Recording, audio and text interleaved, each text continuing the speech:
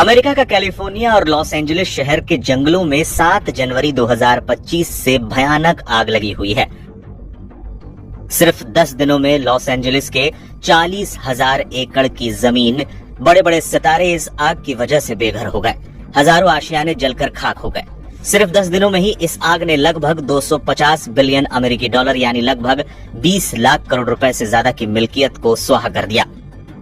इस आग के आगे अमेरिका बेबस नजर आ रहा है। चल रही तेज हवाओं ने इस आग को और ज्यादा फैलने में मदद की, जिससे प्रशासन की सिरदर्दी अधिक बढ़ चुकी है।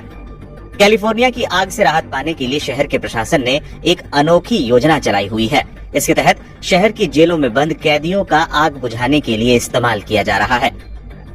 कैदियों के सामने रखा गया था ऑफर। लॉस एंजलिस और कैलिफोर्निया जेल डिपार्टमेंट ने अपने कैदियों के सामने एक ऑफर रखा था। इसके तहत जो भी कैदी आग बुझाने में फायर फाइटर्स की मदद करेगा, उसकी सजा कम की जाएगी। ऑफर के तहत हर दिन आग बुझाने के बदले कैदी की 2 दिन की सजा कम की जाएगी। इसके साथ ही उसे प्रतिदिन $10 की सैलरी भी दी जाएगी। एक रिपोर्ट के मुताबिक लॉस एंजलिस की जेल में 900 से ज्यादा कैदी बंद हैं। ये कैदी 24 घंटों तक फायर लाइन्स को काटने और आग को जल्दी फैलने से बचाने के लिए ईंधन को कम करने का काम कर रहे हैं। कैदी लॉस एंजलिस में फायर डिपार्टमेंट के साथ मिलकर कंटेनमेंट लाइन को खोदने का भी काम कर रहे हैं। आग से 20 लाख करोड़ से ज्यादा का नुकसान। राइटर्स के मुताबिक लॉस एंजलिस में लगी आग से अब तक करीब 20 लाख करोड़ रुपए के नुकसान की आशंका है।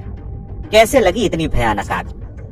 10 दिनों बाद भी इस आग पर अब तक पूरी तरह से काबू नहीं पाया जा सका है। लोग जानना चाह रहे हैं कि इस आग की शुरुआत कैसे हुई।